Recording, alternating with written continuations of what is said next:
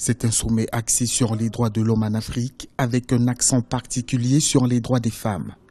Le 27e sommet de l'Union africaine qui se tient à Kigali au Rwanda jusqu'au 18 juillet 2016 entend donc œuvrer pour l'amélioration des droits des femmes sur le continent et leur participation dans les questions d'intérêt national et régional. L'acceptation de la femme dans les instances de décision traîne encore parce que c'est un domaine, c'est resté une chasse gardée pendant longtemps par les hommes. Et aujourd'hui, on essaie d'entrer, mais c'est vraiment difficile. Mais je pense que les choses sont en train de changer. Il y a une nouvelle génération qui est en train de venir, où j'espère que dans cette nouvelle génération, quand elle prendra les choses en main, on ne parlera plus de distinction homme-femme, on parlera plutôt des défis de développement, des défis de transformation de notre continent. Ces dernières années, l'Union africaine s'est investie dans l'amélioration de la situation des femmes sur le continent.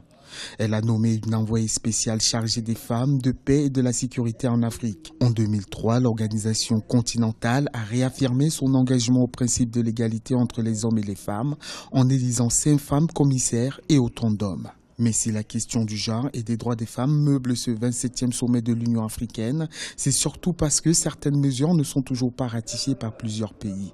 C'est le cas du protocole de Maputo. Il vise essentiellement à incorporer et améliorer les droits des femmes dans leurs différents combats en Afrique.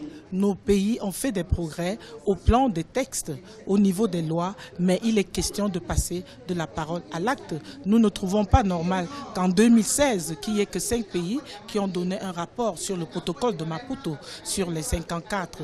Nous trouvons ça encore pas bien. Et nous voulons améliorer cela parce que nous pensons que la mise en œuvre effective va améliorer la condition de la femme. Et lorsque nous parlons de la condition de la femme, ce n'est pas pour le bien-être de la femme, c'est pour atteindre le développement durable. La plupart de nos pays veulent atteindre ces objectifs du développement durable. Nous ne voulons plus reconnaître l'échec des objectifs du millénaire pour le développement. Au cours de ce 27e sommet de l'Union africaine, la question du mariage précoce et du rôle de la femme dans les résolutions des conflits en Afrique seront également à l'ordre du jour. La conférence des chefs d'État et de gouvernement se tiendra les 17 et 18 juillet 2016.